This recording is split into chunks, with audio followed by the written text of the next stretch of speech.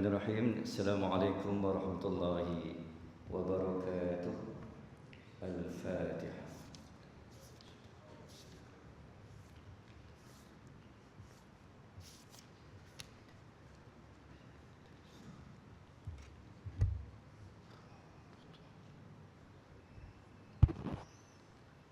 Alhamdulillahi Rabbil Alamin alladhi fariqul furqan wa ya munzilal Qur'an bil hikmati wal bayan.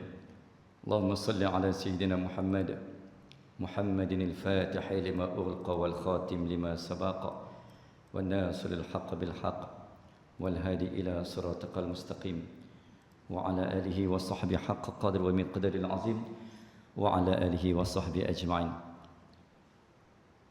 Nawaitu ta'aluma wa ta'lim wa tadhakkura wa tadhkir wa naf'a wal intifa'. Allahumma faqihna fid din wa 'allimna ta'wil warzuqna fahman nabiyyin wa hifzal mursalin wa ilhamal malaikatil muqarrabin bi rahmatika ya arhamar rahimin. Insyaallah tuan-tuan, kita mulakan pertemuan. Kita pun mulakan himpunan tafakkur, tadhakkur dan tadabbur dengan niat nawaitul i'tikaf fi hadzal masjid sunnatan lillahi ta'ala. Insyaallah tuan-tuan, kita mulakan pertemuan dan langkahan insyaallah untuk mendidik dan menyejuk serta mendinginkan hati, untuk membuka seluas dan selapang-lapangnya hati dan jiwa ini. Umpama tanah yang semakin merendah, akan makin banyak air yang ditadah.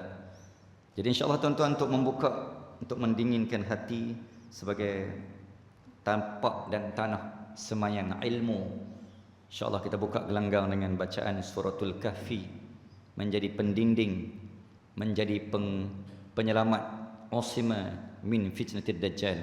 10 ayat awal insyaallah. Bismillah. Bismillahirrahmanirrahim.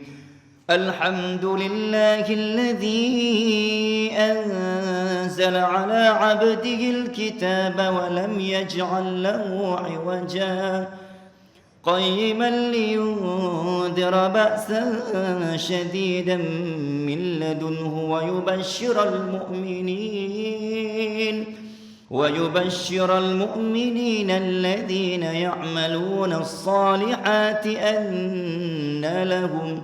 أن لهم أجرا حسنا ماكثين فيه أبدا وينذر الذين قالوا اتخذ الله ولدا ما لهم به من علم ولا لآبائهم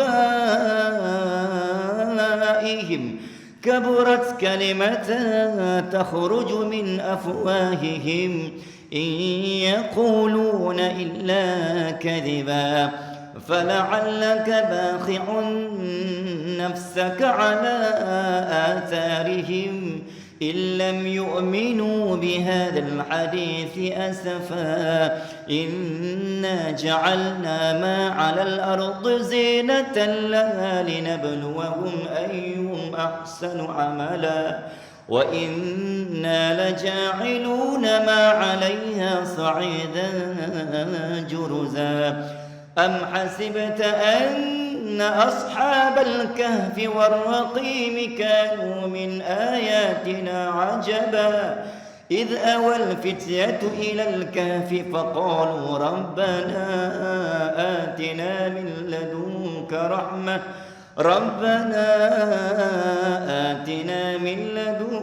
رحمة وهيئ لنا من أمرنا رشدا صدق الله العلي العظيم. Ya Allah, Ya Rahman, Ya Dzal Jalal wal Ikram, andai ada jalan dan hati kami yang masih tertutup, Engkau bukakanlah. Andai ada yang sedang terikat, Engkau rungkaikanlah. Andai ada yang sedang sulit, Engkau lapangkanlah. Andai ada yang sedang resah gelisah, Engkau tenang dan damaikanlah ya Allah. Andai ada yang tersesat, Engkau tunjukkanlah jalan kembali dan jalan pulang kami ya Allah. Andai ada yang kami sedang berbalah dan berpecah, Engkau satu damaikanlah. Andai ada hati yang masih keruh, Engkau jernihkanlah. Amin ya rabbal alamin. Alhamdulillah. Tuan-tuan dan puan-puan, selamat datang ke Final War. Alhamdulillah. Malam ni insya-Allah membincang dan menyambung siri perbincangan di bawah tajuk besar sejarah Khalifah Kerajaan Uthmaniyah. Di mana tajuk malam ni saya ingin membawa fokus tumpu kita ke arah lokasi-lokasi yang disebut oleh baginda Rasul sallallahu alaihi wasallam yang sedang dan akan terlibat dalam keterlibatan sebagai calon-calon, sebagai finalis lokasi ataupun peserta-peserta perang akhir zaman. Muslimin dan muslimat. Jadi sila persiapkan jiwa, raga, teknikal, fizikal, spiritual anda, kerana kita akan masuk ke gerbang yang sangat mendebar, menggegar, menggoyang, menggoncangkan, kerana tajuk ini tajuk yang sangat berat dan besar. Bukan hanya kita berada Israel berperang dengan Lebanon dan Gaza Palestin, nampaknya abang-abang videografer kita pun sedang berperang dengan video masing-masing. Seorang Sony, seorang Canon. Selingan, alhamdulillah. Buah mula. Jadi insya-Allah alang-alang kita sedang berperang dan menyerang ni tuan-tuan, Allahumma ala Muhammad. Kalau dalam pasukan bola ataupun game bola sepak, dia ada satu defense dan dia ada satu offense. Offense, defense. Ada kalanya kita hanya bertahan. Ada kala kita melakukan satu gerakan ofensif, iaitu satu gerakan serangan. 90 minit masa yang diberikan bukan hanya sebijak-bijak dan sepower-power, selicik-licik pemain bola. Sallallahu alaihi wasallam tuan-tuan, bukan 90 minit tu bila ref tu whistle, bukan kerja hanya untuk menyerang within 90 minutes. Itu bukan pemain yang bijak. Jadi manusia dalam hidup manusia ni, hidup kita ada masa kita hanya mampu bertahan, kerana bertahan itu juga adalah satu kekuatan. Serangan itu menunjukkan satu kebijaksanaan, tapi pertahanan itu menunjukkan satu kekuatan dan kekuasaan, serta bagaimana kamu mampu meletakkan diri kamu ketika kamu diserang, kamu berjaya mempertahankan ketabahan, kecekalan. Ketika kita diserang, kita mampu bertahan. Sebenarnya itulah satu-satu signal tanda kemenangan. Kamu tidak rebah ketika kamu diserang, kamu berjaya mempertahankan posisimu. So kebijaksanaan dengan kekuatan perlu digabung jalinkan, maka terhasillah gol. Penang menang tahun ni Piala Malaysia insya-Allah 3-0 Lain macam intro ni. Sejak jadi coach ni lain macam intro Okey, muslimin dan muslimat, hadis yang Nabi bawa, kita berada di fasa yang keempat. Fasa yang keempat ni disebut fasa yang mulkan jabriyah ataupun mulkan jabriyan. Fasa ni fasa yang tanah Islam semakin terlepas. Tanah ni, zaman yang umat Islam dibantai tanpa belas. Zaman ni, zaman yang penjajah cuba memadam sejarah tanpa bekas. Zaman ni, zaman yang orang cuba tindas menindas, balas berbalas. Ni zaman ni.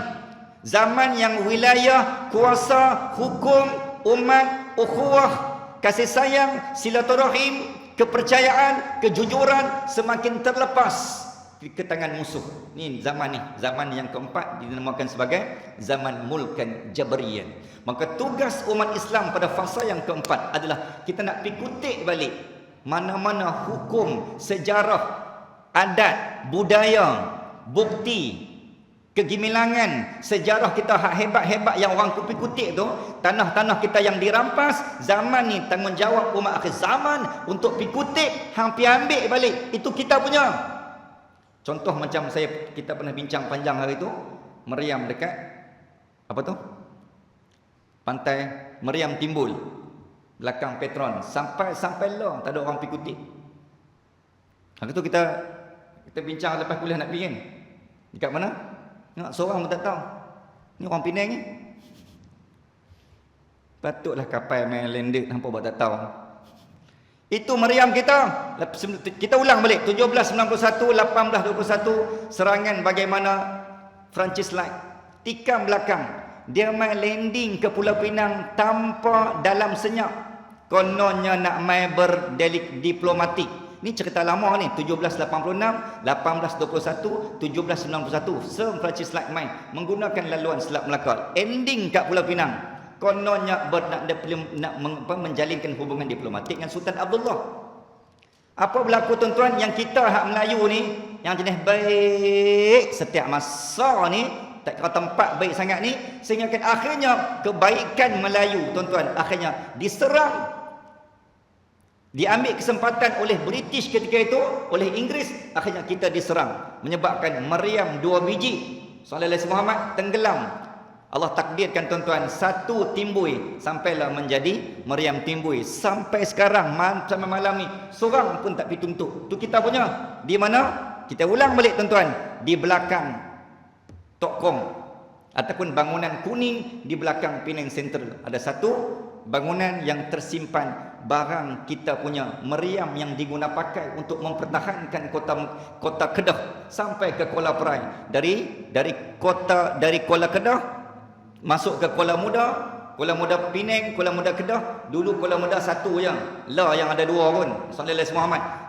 Lalu Pekan Darat sampai ke Kuala Perai, jatuh. Akhirnya Sultan Abdullah dan umat Melayu Islam daripada Penang lari ke Pulau Pinang. Sebahagiannya bukan dia lari saja, tetapi dia lari dengan bawa tanah, bawa nama sebagai mencintai tanah air, menjadi jawapan kepada persoalan kenapa tanah di Pulau Pinang seberang Perai Utara banyak persamaan dengan tanah Kedah. Kerana jawapannya kita pernah sebut sebelum ni, orang pejuang bangsa Melayu pada zaman diserang oleh Sultan, oleh Siam dan juga oleh Inggeris. Mereka mempertahankan sayangnya watan, sayangnya tanah air tuan-tuan, dihalau oleh Siam dan Inggeris. Mereka bawa setakat mana yang sempat, bukan dia bawa diri saja, dia bawa nama tempat. Akhirnya nama Kepala Batas, Sinto, Bertam, sallallahu alaihi Muhammad, apa lagi? Pokok Sena, nama-nama yang daripada Kedah semua dibawa. Sebahagian nama-nama daerah kampung di seberang Perai Utara semua dipinjam dari Kedah. Seorang Penang tak usah buat kemas sangat. Tu semua tu pinjaman semata-mata. So mujok ada orang Kedah bagi pinjam nama tanah tu. Muslimin dan muslimat rahimakumullah. Okey, tuan-tuan, tajuk kita malam ni nak habaq mai kata, Nabi menyebut dalam hadis yang diriwayatkan oleh At-Tirmizi, Imam At-Tirmizi dari Abu Hurairah radhiyallahu ta'ala anhu wa arda, bahawa Rasulullah sallallahu alaihi wasallam bersabda, akan keluar dari wilayah timur ulama tafsir kitab Al-Fitan dalam bidang eskatologi akhir zaman mengatakan bahawa akan timbul beberapa panji, beberapa batalion, beberapa pasukan, beberapa regimen, beberapa pasukan tentera terbaik dunia. Yang pertama dari wilayah min qibalil Khurasan, iaitu timur Parsi, Iran. Bendera-bendera panji hitam di mana tidak ada satu pun yang boleh menghalanginya, sehingga ia dikibarkan menakluki dan memenangi ke atas tanah Palestin, iaitu Elia. Elia ni tanah tempat tinggi, Yerusalem. Hadis yang pertama. Hadis yang kedua, Ibnu Majah meriwayatkan, kemudian munculnya bendera-bendera hitam dari arah timur. Dari arah timur inilah ulama tafsir membahagi kepada tiga. Satu Parsi, yakni Iran, Khurasan. Yang kedua daripada wilayah Syam yang mengandungi 4 penjuru negara, Syria, Palestin, Lebanon dan juga Jordania, termasuk Yaman. Kerana Yaman termasuk dalam doa Nabi, Allahumma barik lana fi Syamina wa barik lana fi Yamanina. Dua. Dan timur yang ketiga min qibalil masyriq, daripada wilayah laluan timur yang sering kali kita sebut, dan semua negara yang berada di timur, bermula dari Afghanistan sampai ke seberang Jarastan, seberang Jayastan dan Sembilang Stan. Kita semua kena percaya dan mengaku kita lah yang Nabi sebut tentera akan bangkit dari timur. Bukan kita saja, tapi kita termasuk sebahagian wilayah timur. Lantas mereka memerangi kaum dengan satu peperangan yang belum pernah dialami oleh kaum sebelum ini. Kemudian beliau melanjutkan sabdanya, baginda melanjutkan sabdanya, maka jika kamu melihat tentera-tentera itu, berbaiatlah kamu walaupun terpaksa merangkak di atas salji. Maksudnya tuan-tuan, we have no choice. Bila sampai zaman tu, kita kena picok 10 jari masuk tentera. Tu poin dia. Muslimin dan muslimat rahimakumullah. Alhamdulillah, saya minggu lepas ada program dengan di Mindef. Jadi memakai pakaian tentera. Saya rasa bila kita duk sembang bab ketenteraan dan peperangan, Dan Allah bagi peluang baru ni dengan daripada tentera darat di Raja Malaysia memakaikan pakaian mereka buat khas pada saya sebagai core agama Kagat. Nanti tuan-tuan tengoklah dalam program dia rakaman lagu terbaru yang saya cipta Sallallahu Alaihi Muhammad yang mudah-mudahan akan dilancarkan, akan diluncurkan sekitar sebulan daripada sekarang. Lagu single saya yang menggabungkan saya dan juga daripada kumpulan nasyid daripada pasukan tentera darat yang akan dilancarkan, yang akan diluncurkan kurang lebih 3 minggu atau dari sebulan dari sekarang, di mana saya memegang watak sebagai tuan-tuan nantikan kemunculan lagu terbaru yang berkaitan dengan ruhul jihad Palestin. Nah, Abang Mai kata bila memakai pakaian tentera tu tuan-tuan, saya rasa ya Allah, selama ni kita duduk sembang bab teori, tapi bila kita pakai pakaian uniform yang ada ruh, kita rasa bagaikan Allah menyuntik satu ruh, satu semangat, satu spirit yang luar biasa. Walaupun body kita hanya seberat 40 kilo je. Tersebut pula. Alhamdulillah.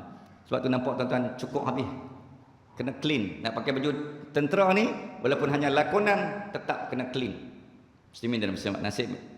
Kali ini antara sumbangan saya pada tentera lah. Jadi lagu dan lirik saya cipta gabungan dengan kumpulan nasyid tentera darat. Sallallahu Alaihi Muhammad, hadiah saya untuk pasukan tentera udara, darat dan laut sebagai lagu jihad Palestin yang akan dibawa oleh semua pasukan tentera. Okey, tuan-tuan dan puan-puan, kembali. Okey, jadi bila Nabi sebut Islam akan bangkit, rising Islam will be rise. Rising Islam from the east. Islam akan bangkit dari timur, maka tuan-tuan nak bangkit dari mana? Okey, jom kita tengok lokasi-lokasi yang telah dikenal pasti dalam hadis-hadis kitab Al-Fitan daripada pihak kita orang Islam maupun kepercayaan pihak Kristian yang dinamakan sebagai bidang ilmu eskatologi ataupun dalam bahasa Yunani disebut eskatos. Jadi cerita tentang lokasi ini kita kena alert dan kita kena be careful and beware. Kita kena ambil tahu tentang tuan-tuan, sebab lokasi ini lokasi yang disebut oleh Nabi tentang kita kena support berjuang untuk memenangkan Islam, kerana musuh akan conquer tempat ini kalau kita tak conquer. Yang pertama dinamakan sebagai Semenanjung Sinai. Tuan-tuan, Semenanjung Sinai ini di bawah kerajaan Mamluk sekitar 1861 sehingga 1878. Kerajaan Mamluk adalah kerajaan yang menguasai bumi dunia ini sebelum kerajaan Utsmaniyah. Ketika Mamluk jatuh di bawah Sultan ataupun Khalifah Muhammad Ali Pasha, maka penggantinya adalah kerajaan Utsmaniyah. Jadi kerajaan Utsmaniyah memiliki ataupun memegang perjalanan penguasaan hal ehwal pentadbiran negara Mesir ketika itu, termasuk Semenanjung Sinai. Muslimin dan muslimat, kawasan Mesir ini kawasan yang disebut sebagai Ardul Barakah ataupun Ardul Kinanah, tempat Nabi Musa mendapat wahyu. Mana-mana bukit yang Nabi-Nabi pernah pijak untuk mendapatkan wahyu, musuh dia akan conquer dan dia akan take over, kerana dia tak mau umat Islam duduk di tempat yang ada keberkatan mukjizat tapak kaki Nabi. Jadi antara tujuan kenapa musuh-musuh Islam nak mengongkeri, ayat baru nak mengongkeri, nak menguasai Semenanjung Sinai, sebab dia nak kita terputus terus daripada keberkatan tapak kaki Nabi yang pernah mendapat mukjizat wahyu dari situ. Okey, lokasi konflik perang akhir zaman yang pertama, Semenanjung Sinai ini tuan-tuan, di bawah Mesir, yang di bawah kerajaan Mamluk, lepas tu pas dekat Ottoman. Okey, apa berlaku? Bila General Allenby ni adalah orang pertama daripada British dan Inggeris yang masuk ke dalam Palestin 1927. Ni cerita sebelum Yahudi masuk. Dia orang pertama masuk secara senyap. Tuan-tuan dan puan-puan, selepas Turki jatuh, jadi dia orang pertama yang masuk 1927, baru masuk orang kampung buat main sikit membentuk kerajaan negara Yahudi 1948, 15 Mei 1948. Cerita dia, kenapa mereka nak kuasai Mesir ni? Yang pertama, Mesir ada bumi yang ada berkat. yang ada ruh. Satu. Yang kedua, Mesir ni mempunyai logistik dan kekuatan negara yang banyak bukit. Jadi mana-mana negara yang ada bukit memberi satu advantage kepada musuh jika mereka take over, boleh menggunakan bukit sebagai pendinding dan penahan bila berlakunya perang. Ini antara tujuan spiritual dan teknikal. Kenapa Semenanjung Sinai ini nak dikuasai oleh Yahud. Akhirnya tuan-tuan, pada 1967 berlaku perang, dia panggil perang 6 hari. Perang 6 hari ini berlaku 1967, di mana Israel, Yahud ketika itu dah menguasai Palestin. Mereka menggunakan segala kekuatan yang ada. Akhirnya berlakulah perang fasa pertama 1967. Waktu ni tuan-tuan, Arab dia berada dalam jaluran dan gabungan gagasan, dia panggil Liga Arab. Bukan hanya bola ada liga, negara pun ada liga. Waktu ni kita ada 6 negara Arab. Yang lead adalah Mesir dan Syria. Berlaku perlawanan tuan-tuan dan puan-puan. Akhirnya Israel menang tipis. Okey, saya tak ringkas, saya tak detail sangat kat sini tuan-tuan, sebab banyak kita nak bincang ni. Okey, bila lawan punya lawan, kekuatan Israel waktu tu lebih bersedia dari segi artileri dan juga militeri serta infanteri. Barisan tentera Israel lebih bersedia. Akhirnya Israel menang tipis 1-0. Bila menang tuan-tuan, Sinai dan juga yang kedua Bukit Golan. Bukit Golan ni dia berada di Syria. Tapi sekarang dalam wilayah Israel dah take over dah. Pada 1967 dua tanah Islam telah dirampas dan dua tanah Islam sudah terlepas, iaitu Sinai dan juga Golan. Dua-dua ni aset mahal berharga untuk umat Islam.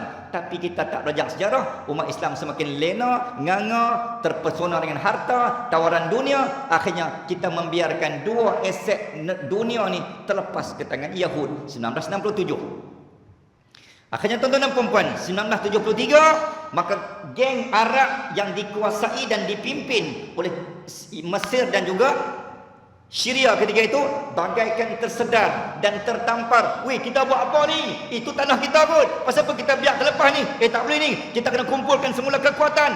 Muhasabah balik. Astaghfirullah Rabbal baraya, astaghfirullah minal khataya. Hasil muhasabah 1967 sampai 1976. Maksudnya tuan-tuan, for the next 6 years, 6 tahun berikutnya berlaku serangan kali kedua. Liga Arab berlawan dengan Israel. Dia panggil perang Yom Kippur. Perang inilah yang menjadi titik takut dan titik jatuhnya Israel, di mana wilayah Bukit Golan dan juga Semenanjung Sinai tuan-tuan kembali ke tangan kita. Menang 1973 6 Oktober. Itulah kali terakhir mereka Israel mendapat serangan yang paling amat dahsyat, sehingga kan Sinai dan Golan terlepas dari tangan mereka dan kembali menjadi hak milik kita. Alhamdulillah. 1973 6 Oktober bermula dan bertitik tolak dari 6 Oktober 1973. Tuan-tuan dan puan-puan, maka for every 6 Oktober, for every year, Israel akan berjaga-jaga. 6 Oktober 1974, 75, 76, 78, sampailah 6 Oktober 2023. Tidak ada sebarang peperangan, maka Israel mendabik dada. 6 Oktober 1973 kali terakhir kita diserang. 6 Oktober 2023 cukup genap 50 tahun tanpa ada perang. Kita menang. Mana ada Israel, mana ada Arab berani lawan kita? Maka mereka menyambut anniversary Jubli emas 50 tahun tanpa perang. Akhirnya tuan-tuan, apa berlaku? Kita flashback balik sempena anniversary setahun peperangan di Gaza. 6 Oktober 2023 terjatuh pada hari Jumaat. Sebagaimana yang kita pernah ulas dan kita pernah bincang, sallallahu alaihi Muhammad, dia ada dua pantang larang bagi dua agama besar dalam peperangan. Yang pertama, Kristian, Rom, Barat. Dia ada satu kepercayaan, perang tak boleh dimula dan perang tak boleh berlaku pada malam gerhana dan jatuh pada hari Ahad. Okay, ini kepercayaan Kristian dalam Bible maupun dalam kitab Old Testament lama mereka.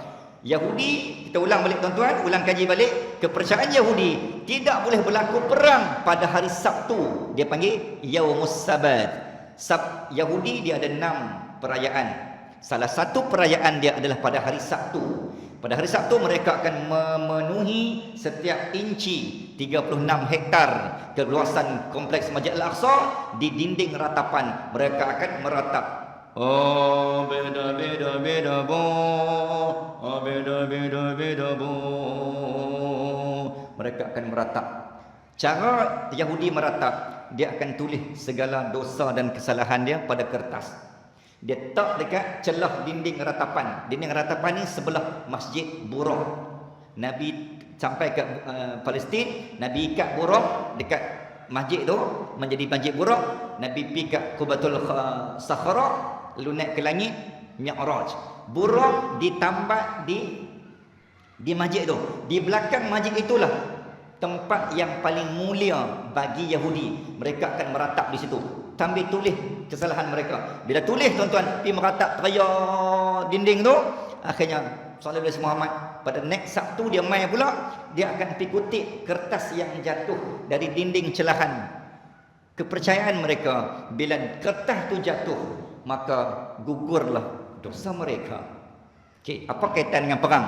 Okey, bila 6 Oktober 2023, tuan-tuan dan puan-puan, hari Jumaat, kebijaksanaan dan kejeniusan politik dan juga perang yang dicetuskan oleh Yahya Sinwar selaku mastermind politik dan politik dan juga technical serta tactical war yang digunakan oleh Yahya Sinwar.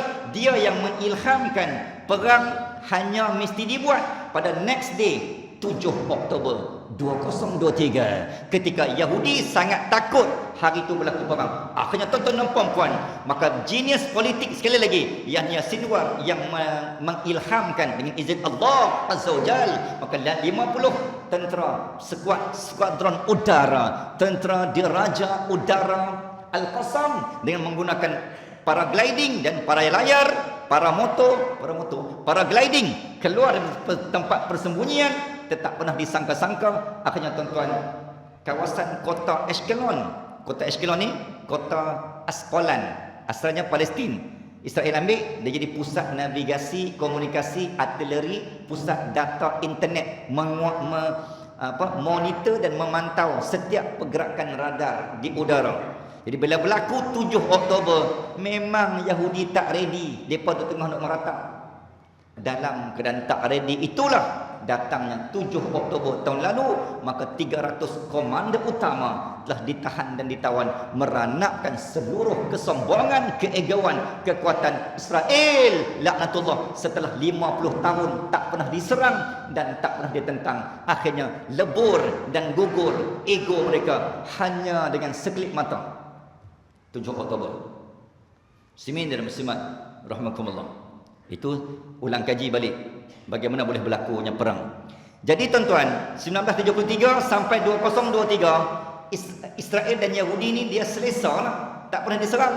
Tiba-tiba diserang dalam tempoh dan dengan menggunakan taktikal yang tak pernah disangka, diduga serta dijangka, menggunakan laluan udara. Allah. Okey, tuan-tuan, sebenarnya Sinai 1979 telah berlaku satu Memorandum of Understanding. Dia panggil Deal of Century. Negara-negara Arab ni, kan Yahudi Israel dah belajar lah. Dia belajar daripada pengalaman. Kita tak boleh biarkan Arab ini bersatu. We have to do something supaya Arab ni berpecah, berbalah, bermusuh, bergaduh. Okay, give me any ideas. Macam mana kita nak hancurkan Arab ni? Nak menghancurkan Arab, kita kena tawan mereka dengan senjata. Kita tawarkan mereka dengan hutang. Tawarkan mereka dengan pinjaman agar kabur mata pemimpin Arab. Akhirnya rupanya sungguh tuan-tuan, 1979 maka berlakulah Deal of Century, di mana Israel telah membeli jiwa pemimpin Arab dalam MOU, Memorandum of Understanding 1979. Akhirnya disitulah berlakunya satu sepakat suara di mana negara Arab tak boleh kata apa dan bangkit bertindak bermula 1979 jika Yahudi Israel masuk ke tanah Palestin melakukan genosid, dan semua negara Arab sign kontrak. Antaranya benda yang sangat menyedihkan iaitu negara Arab Saudi, Al-Mamlakatus Saudi Arabia, yang telah menghantar bantuan kepada kerajaan Israel sebanyak 53 juta setiap tahun. Dana ni untuk apa? Semenanjung Sinai dalam perancangan protokol Zionis. Tuan-tuan, tempat inilah yang akan menjadi Palestin 2.0. Palestin new, kita kata macam new world order lah. Palestin ni bagi mereka, Palestin tetap akan ada, tapi akan dipindahkan dari tanah Palestin sekarang yang akan bertukar menjadi Israel Raya mengikut plan mereka. Maka seluruh tanah inci Palestin akan ditutup dan diubah menjadi Israel Raya, dan ke mana sisa-sisa rakyat Palestin jika masih hidup, mereka akan dipindahkan ke Semenanjung Sinai. Dan sekarang tuan-tuan, pembangunan sedang rancak, sedang dibina di Semenanjung Sinai, dan hak negara Arab yang saya kata tadi pun bantu suntik dana dengan alasan, nampak tuan-tuan, dengan alasan daripada rakyat Palestin duk kena siksa, duk kena bunuh, baik kita pindahkan mereka ke Semenanjung Sinai. Nampak ayat tu logik?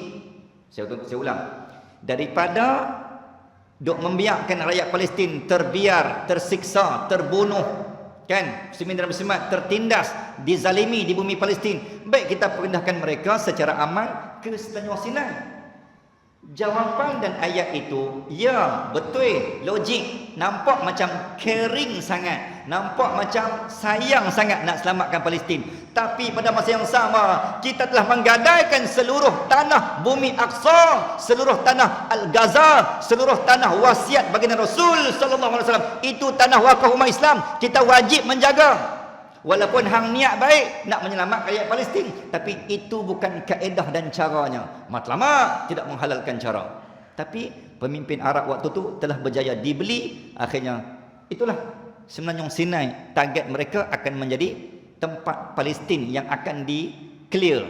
Itulah kita panggil ethnic cleansing, pembersihan etnik. Dan etnik kalau ada, Palestin kalau ada, semua nak dipindahkan ke Semenanjung Sinai. Tuan-tuan dan puan-puan, untuk rekod, Semenanjung Sinai mempunyai keluasan 60,000 km persegi yang dulunya di bawah pentadbiran kerajaan Mamluk, dan seterusnya di bawah pentadbiran kerajaan Utsmaniyah. Dan waktu itu juga Utsmaniyah yang menjaga hal ehwal pentadbiran, memastikan setiap anak Gaza, anak Mesir, anak Sinai menjadi anak mereka. Tak ada umat dan rakyat yang akan tidur dalam kelaparan sepanjang di bawah pentadbiran kerajaan Utsmaniyah. Wallah. Okey, tu cerita yang dua, Golan dan juga Semenanjung Sinai. Jadi dua-dua ni sekarang kat mana? Dua-dua ni masih berada di bawah Israel lah, sebab mereka dah rampas balik Sallallahu Alaihi Muhammad. Walaupun 1973 kita ambil balik, dan sekarang kedua-dua ni berada di bawah wilayah taklukan penjajahan Israel, Sinai dan juga Golan, kerana termaktub perjanjian MOU 1979 bersama dengan kerajaan negara Liga Arab di sekitar negara Palestin. Yang ketiga, Har-Mageddo. Har-Mageddo ni tuan-tuan, ini bumi bentuk dia sebelah kanan tu. Har-Mageddo ni, sallallahu alaihi Muhammad. Ini Bukit Golan, Bukit Golan. Bukit Golan. Yang ketiga ini Har-Mageddo. Bukit Golan tadi mempunyai keluasan 1,800 km persegi yang menjadi sumber air. Kenapa Israel nak sangat Bukit Golan? Tadi Semenanjung Sinai dia nak sangat sebab apa? Sebab dia nak halau semua rakyat Palestin pergi ke situ. Terbinalah Palestin baru. Golan pula dia nak sebab apa? Sebab Bukit Golan ni Allah buat secara natural semula jadi, dia merupakan sumber air yang ditadah dan kita kata dialirkan ke bawah sampai masuk ke Tasik Tiberias dan Tasik Galili. Siapa yang masih ingat dan siapa yang tuan-tuan yang belajar kitab sejarah akhir zaman, Tasik Galili dan Tasik Tiberias ni akhir zaman kiamat takkan berlaku sehingga kedua tasik ini menjadi kering.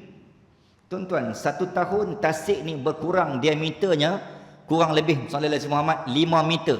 5 meter tu berkurang, 5 meter berkurang sehingga kering setitis pun tak ada. Kiamat berlaku. Keluarnya Dajjal dan Ya'juj wa Ma'juj. Ini zaman selepas dia. Jadi untuk menghalang benda tu berlaku, maka Israel telah menggunakan kesempatan kedudukan, position, geografi Bukit Golan untuk memastikan ayak sentiasa penuh. Kalau ayak kering, maka dia tak mau Al-Mahdi muncul. Itu dia punya macam cubaan untuk menafikan hakikat akhir zaman. 2. Yang ketiga, namanya adalah Harmageddon. Harmageddon ni sekarang berada di wilayah Palestin. Harmageddon dalam bahasa Hebrew, Ibrani, bahasa Israel lah. Yahudi Israel menggunakan bahasa Hebrew, Ibrani, bahasa Nabi Musa dulu. Okey. Har maksudnya bukit. Magedo adalah lembah. Sebukit yang ada lembah. Dalam kitab Al-Fitan disebut Majdilion. Majdilion ni ada dalam kitab kita. So saya kata semua lokasi yang terlibat dalam perang ni, Muslimin dan Muslimat, bukan hanya mengikut kepercayaan Yahudi dan Rom, Kristian, tapi disebut langsung dalam kitab-kitab Al-Fitan dan hadis-hadis yang dibawa oleh antaranya Huzaifah Al-Yamani, penyimpan rahsia, penyimpan mohon-mohon besar diraja, rahsia tentang sulit, rahsia sulit tentang hadis-hadis akhir zaman yang Nabi tak bagi kat orang lain, hanya dia yang simpan. Okey, apa yang ada pada Harmageddon? Harmageddon ni tuan-tuan mempunyai keluasan ketinggian sekitar 449 meter dari paras laut, dari paras bumi, keluasannya 15 hektar, sallallahu alaihi Muhammad, dan kepercayaan orang Yahudi, for those who are conquering this hill or Harmageddon, then they will conquer the world. Kepercayaan orang Yahudi, ni Yahudi je, Kristian tak guna, dia tak percaya benda ni. Yahudi percaya mana-mana kekuasaan, ketenteraan, kerajaan yang menguasai bukit ini secara keseluruhan dan total, dan mereka akan berjaya menguasai bumi. Dan sekarang mereka percaya bahawa now kami world number one, kami menguasai dunia, bumi, kerana kami telah berjaya menakluki wilayah Harmageddon. Bukit ni dalam Palestin lah, dan sekarang berada di utara Palestin, dan sekarang berada di wilayah negara Israel. Maksudnya, okey, tuan-tuan faham macam ni, macam mana nak tahu yang ni dalam Israel ke, ni Palestin ke? Cerita dia semua Palestin. Okey, terpecah wilayah Palestin kepada 3 kawasan, 3 partition, 3 zon. Zon ini terpecah pada tahun 1993, perjanjian Oslo, ketika Yasser Arafat memimpin PLO, pemimpin Palestin.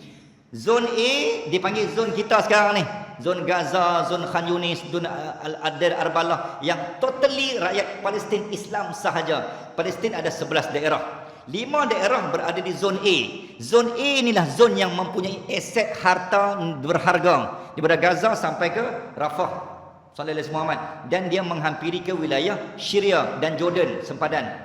Zon B, zon yang semua Israel duduk. Jadi majoriti Israel, kota Ashkelon, Tel Aviv, ni semua ni kita panggil wilayah yang dirampas oleh Israel. Kita minority. So zon B, zon majority yang dikuasai oleh Israel. Zon C adalah zon sharing. Kat mana? Zon kongsi. Zon kongsi ni zon Jerusalem, Baitul Maqdis. Ada komplek Masjid Al-Aqsa terbahagi 2. Barat Israel pegang, timur Al-Qassam pegang. Jadi yang boleh kita masuk sekarang adalah hanya melalui Aqsa. So Palestin yang boleh masuk, saya insya-Allah Allah izin dalam bulan 2 ni, bulan 2 hingga 9 Februari, siapa yang berhajat dan berminat, abang video kamera ada berani buat Sony di sana. Pastikan tripod tu hujung tu ada senapang, ada peluru Depan tembok video, belakang kena pergi upgrade sikit lah. Pergi cari tripod yang ada boleh magazine 20 biji lah. Sallallahu alaihi Muhammad. Okey. Okey, kat mana tadi? Tuan-tuan dan puan-puan, Palestin masih boleh masuk tak? Boleh, tapi hanya melalui sempadan Jordan ke Masjid Al-Aqsa sahaja. Jerusalem yang berkongsi tanah dengan Israel. Okey, tuan-tuan, muslimin dan muslimat, kita hanya malam ni kita hanya bincang tentang lokasi ni saja. Okey, so penguasaan Armageddon ni ataupun yang ni yang kita sebut Armageddon. Kan ada filem-filem sequel British Mayor Hollywood filem Armageddon. So dia ambil daripada ni lah, nama ni lah, Armageddon, iaitu sallallahu alaihi wasallam disebut sebagai apa? Perang akhir. Armageddon ni nama bukit. Okay, nama bukit tu. Apa fungsi Armageddon ataupun Armageddon ni pada Israel? Sekarang menjadi tempat apa? Tempat mereka meletak dan memaksimumkan Iron Dome. Semua kubah-kubah besi untuk memintas semua rudal dan peluru berpandu dari 5 penjuru serangan. Dulu hanya daripada pejuang Al-Qassam. Dulu hanya satu Gaza Israel. Gaza Israel hanya, maksudnya Al-Qassam hanya one way war, satu laluan perang. Tapi sekarang 5 penjuru. Iron Dome tu tuan-tuan, dalam kalau tuan-tuan tengok dalam update berita Yedios Astronos, ni berita media rasmi Saudi, Yedios Astronos, tak ada satu pun Iron Dome yang selamat, hancur. Dulu dia perkemah, dia kata Iron Dome ni, Iron Dome kubah besi yang paling canggih dan paling kebal di dunia dimiliki oleh Israel. Tapi semenjak Iran menyerang ni, semua tu tak boleh pakai, hancur. Iron Dome ni cara dia, satu dia tahan, satu dia serang. So dia ada 2 kat situ. Satu bertahan, kan besi kan, iron kan besi. Jadi bila main pam, dia macam kalis peluru. Dan pada masa sama dia juga bertindak boleh menyerang dan memintas mana-mana rudal. Pada 16 April 2024, bila berlakunya serangan 300 rudal peluru berpandu dari Iran yang hak Jordan pintas tu, jadi sebahagiannya diguna pakai Iron Dome tu, pintas Jordan pintas, sebahagiannya Israel pintas menggunakan Iron Dome, kubah besi yang menjadi kebanggaan dan aset bernyawa untuk Israel. Muslimin dan muslimat, saya tutup, saya rasa sampai yang keempat ni. Okey, Baidak ni tuan-tuan, okey, Sinai, Golan, Armageddon, ini fasa kita, fasa sekarang ni, current time, masa sekarang. Dan yang keempat, yang ni mungkin kita tak sempat, tapi tuan-tuan doa supaya kita sempat, sebab nak tengok betul macam mana the real situation. Okey, cerita dia yang ni apabila Imam Mahdi telah muncul. Okey, semakin hampir, semakin dekat. Bila tanda Imam Mahdi muncul, bila ketiga-tiga bukit atas tu telah dikuasai musuh. Sebab tu saya susun mengikut timeline dan kronologi, bukan saja-saja tu, dia ikut timing dia. Bila tiga-tiga dia dikuasai, tak ada siapa nak selamatkan bumi, maka lahirlah superwira, adiwira yang akan menyelamat dan mengampas balik hak yang telah dirampas. Datanglah Al-Mahdi. Saya ringkaskan tuan-tuan dan puan-puan, muslimin dan muslimat rahmatullah, ketika Al-Mahdi dizahirkan, fayazharuna alaihim, dibai'ah dan dijelas serta dizahirkan oleh Allah Azza wa Jalla. Di belakang Al-Mahdi ada 313 orang ulama. Ini antara pandangan ahli sirah dan ulama Al-Fitan mengatakan zaman tu kita akan kembali seperti duduk pada zaman Nabi, kerana Al-Mahdi seperti Nabi dan sahabat dan 300 ulama yang di belakang dia, yang menyokong dia, umpama akhlak sahabat. Jadi siapa yang hidup zaman tu, kita rasa seolah-olah kita akan duduk seperti ada Nabi, kerana zaman tu mengimbau semula peperangan Badar Al-Kubra, 313 Badar. Maka Al-Mahdi juga memiliki 313 orang ulama yang juga penyokong dan pendukung tegar dan setia waktu tu. Jadi siapa yang sempat sampai zaman tu, kita rasa seolah-olah kita duduk di zaman Badar, Madinah Al-Munawwarah Kubra. 2 Hijrah, 17 Ramadan akan berulang. Sejarah akan berulang. Tuan-tuan dan puan-puan, apa berlaku di Baidak ni? Baidak ni persempadanan antara Madinah nak pergi ke Mekah. Tuan-tuan dan puan-puan, bagi siapa jemaah haji yang pernah menunaikan haji ataupun umrah, ketika nak berlepas dan bergerak untuk masuk ke kota Makkah bagi menunaikan umrah, kita akan melalui dan kita akan melepasi sempadan Zulhulaifah ataupun Masjid Asy-Syajarah ataupun Masjid Bir Ali untuk menunaikan miqat, iaitu niat nawaitul umrata wa ahramtu biha lillahi ta'ala. Disitulah titik mulanya. Ketika kita labbaik Allahumma labbaik, labbaik la syarika lak labbaik, dalam ihram kita bergerak menuju Makkah sekitar 445 km jarak bas. Kalau jarak kereta api 37 kita, 373. Kalau jarak jalan kaki 507.8 km. Yang ni hanya 5 orang yang pernah lalu daripada Mekah ke Madinah, laluan asal Nabi dalam hijrah. Okey, tuan-tuan dan puan-puan, ketika Nabi, saya nak cerita apa tadi? Ketika kita bergerak daripada Zulhulaifah menuju ke Mekah, akan ada satu simpang 3 sempadan. Yang ni mutawif kena ambil. Saya rasa hanya mutawif yang dia faham cerita akhir zaman, dia akan cerita bila sampai sempadan tu. Sebab tak semua jemaah umrah yang akan dibawa ke sini. Jadi ilmu akhir zaman diperlukan bila pergi umrah ni ataupun haji. Dan mutawif tu kena tahu dan dia kena cerita seminar-seminar. Okey, Baidak ni tuan-tuan, dalam kajian saya dia ada satu pandangan ketika Al-Mahdi keluar akan datang dari Syam ataupun dari Syria. Sallallahu alaihi Muhammad. Untuk rekod sekarang tentera negara Syria dikuasai oleh Bashar al-Assad. Masuk kita kata Syiah lah.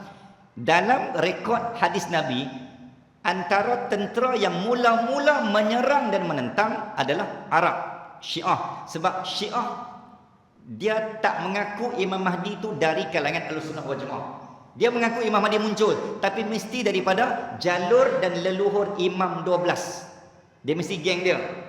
Sebab tuan-tuan masih ingat 1979 pernah berlaku seorang lelaki pernah diangkat dan diumumkan sebagai Imam Mahdi. Namanya Muhammad bin Abdullah, tapi Syiah. 1979. Sallallahu alaihi wasallam. Tuan-tuan dan puan-puan, okey. Bila Imam Mahdi muncul ni, tentera As-Sufyani, tentera dari Syria yang bermazhab Syiah secara total, dihantar oleh pemimpin Syria untuk bergerak dari Syria ke Mekah. Sebab waktu tu Imam Mahdi dibai'ah di Mekah, kan, antara Hajar Aswad dan juga Maqam Ibrahim. Ketika itu tuan-tuan dan puan-puan, mereka cuba nak menggagalkan misi Al-Mahdi menakluki Palestin dan Baitul Maqdis yang masih dikuasai oleh Yahudi pada ketika itu. Maka bergeraklah 300 tentera. Ketika sampai, tuan-tuan dan puan-puan, nak masuk dari Syria nak pergi ke Mekah, ada 2 laluan. Satu Syria, Jordan, Madinah, Mekah. Satu lagi laluan Syria, Iraq, Madinah, Mekah. Okey. Laluan yang digunakan pakai lebih dekat adalah menggunakan laluan Iraq. Sebab tu mana-mana laluan yang melibatkan negara-negara nak pergi ke Al-Mahdi ni mesti dihancurkan oleh Yahudi. Apa berlaku Iraq? Apa berlaku Syria? Apa berlaku Jordan? Semua laluan ni adalah untuk memudahkan akses lalu kepada Al-Masih Al-Dajjal untuk menakluki Mekah dan Madinah. Sebab tu negara Arab ni mesti disyiahkan, negara Arab ni mesti diwahabikan, negara Arab ni mesti dihancurkan akidah dia. Supaya kan kalau masih berpegang Ahlussunnah wal Jamaah, akan muncul ulama-ulama yang berpegang pada agama, maka Dajjal akan melalui jalan yang sangat sulit untuk memudahkan laluan Dajjal Tuhan mereka. Negara Arab mesti dihancurkan keislaman, keimanan, ke Ahlussunnah wal Jamaah dia, akidah mesti diruntuh dan lumpuh, memudahkan laluan Dajjal. Sebab tu mereka lahirkan proksi-proksi Syiah, Wahabi, Qadariyah, Batiniyah, Zahidiyah, jalan dah. Okey, tuan-tuan dan puan-puan, nak habis hari ni. Nanti bila sampai di sempadan Madinah, di sinilah rekod antara kajian yang ditemui, ulama mengatakan bahawa Baidak ni adalah nama tempat dia Bukit Magnet. Siapa yang pernah sampai Bukit Magnet ni nak pergi dalam hampir, kalau tak jam mungkin 40 minit hingga 50 minit sampai ke Bukit Magnet. Bukit Magnet ni tuan-tuan macam mana? Okey, Bukit Magnet ni tak ada apa. Dia hanya ada, dia memang hujung jalan mati. Dia kena patah balik. Keluasannya sekitar, tuan-tuan, Muhammad 180,000 km persegi. Okey, dan dia hanya ada, kalau pergi hari inilah, kalau situasi hari ini hanya ada nak naik unta, bayar 10 rial, orang jual kacang-kacang. Itu saja. Dan kalau tuan-tuan sampai, suasana dia macam agak hening, sayu. Sebab dia kadang-kadang jarang-jarang dikunjungi manusia. Dan keunikan Bukit Magnet, mungkin tuan-tuan pernah belajar sirah, mana-mana kenderaan, sebab dia berbukit, nama berbukit. Bila kita parking kereta, sama ada lepas handbrake, release ataupun tarik, tuan-tuan akan tengok bas ataupun kenderaan itu yang di parking itu, dia akan tertarik ke arah bukit. Di situ ada disebut sebagai Bukit Magnet. Dalam arti kata lain, seolah-olah Allah nak abang di kawasan itu ada satu benda yang sedang menarik manusia ke arahnya. Pernah dibuat kajian, bas berhenti 2013. Driver turun, dia nak test betul ke tak betul Bukit Magnet. Tengok semua tuan-tuan, bas tu tertarik ke arah bukit, walaupun dalam keadaan mendaki bukit, dia tertarik ke arah bukit. Patutnya dia gelongsor. Muslimin dan muslimat rahimakumullah. Okey. Pandangan pertama mengatakan di bukit itulah geng tentera As-Sufyani dari Syria sallallahu alaihi Muhammad on the way nak bergerak ke Makkah untuk membunuh Imam Mahdi. Misi membunuh Al-Mahdi sampai di tanah itu, akhirnya seluruh kekuatan 300 tentera Sufyani Syiah itu akan ditenggelamkan oleh Allah kerana ada tarikan magnet bumi di situ yang terkuat. Jadi sebab itulah ditemui kajian, rupanya di situ mungkin kemungkinan yang dikatakan bumi akan menarik umat dan tentera yang nak membunuh Imam Mahdi untuk menggagalkan supaya Allah tetap menyelamat dan memelihara Imam Al-Mahdi. Ada pandangan lain, tuan-tuan mengatakan hanya 2 orang terselamat. Yang 2 orang ni akan pergi patah balik ke Syria, pergi bagi tahu dekat pemimpin mereka, ni geng-geng kita mati dah ni, bumi kena telan. Bumi telan depa. Al-Mahdi masih selamat. Lepas itulah barulah tentera tu sendiri yang akan pergi turun, berlakulah peperangan besar di penjuru Kaabah. Sallallahu alaihi Muhammad. Tuan-tuan dan puan-puan, jadi saya nak stop sampai sini. Jadi nak Abang Mai kata, kalau tuan-tuan pergi tempat sini, kalau kita yang tak tahu sirah, dia akan hanya pergi sebagai tempat destinasi pelancongan, ambil gambar, selfie, update, post, pergi beli kacang, naik unta, sekadar untuk keduniaan semata-mata. Sebab sedangkan lokasi dan lokaliti Mekah Madinah sangat banyak yang akan terlibat dalam peperangan akhir zaman ni. Ya tuan-tuan, saya kira kita stop sampai sini dulu. Sallallahu alaihi Muhammad. Dan kesimpulan daripada pertemuan kita malam ini, nak Abang Mai kata, Allah buat sirah dan sejarah. Allah cipta bumi ni, bumi yang perlu dikaji, bumi yang ada tapak kaki Nabi, bumi yang perlu dijaga, yang perlu dihara setiap masa dan ketika agar kita menjadi pewaris Nabi. Jangan kamu melepaskan tanah dan hak yang telah kamu miliki sehingga satu hari nanti kamu tidak ada apa-apa kerana musuh yang kononnya dipercayai akhirnya mengambil kesempatan untuk merampas apa yang kalian punyai. Ketika itu kamu yang hanya ada air mata untuk ditangisi. Tuan-tuan dan puan-puan, mudah-mudahan menjadi manusia dan bangsa yang sentiasa menjaga harta dan pusaka yang ditinggalkan Nabi. Kerana setiap tanah yang ditinggalkan pada kita, tuan-tuan, semua maharnya darah dan air mata, bukan datang secara percuma. Aku qaula hadza wa astaghfirullahal azim li wa lakum. Wabillahi taufiq wal hidayah. Assalamualaikum warahmatullahi wabarakatuh. Taqabbalallahu minna wa minkum. Taqabbal ya karim. Bismillahirrahmanirrahim. Allahumma inna nas'aluka 'ilman nafi'an wa 'amalan salihan mutaqabbala wa rizqan wasi'an wa halalan thayyiban wa shifaa'an min kulli da' wa tijaratan lan tabur. Sallallahu ala sayyidina Muhammad wa ala ali Muhammad walhamdulillahi rabbil alamin. Taqabbalallahu minna wa minkum. Taqabbal ya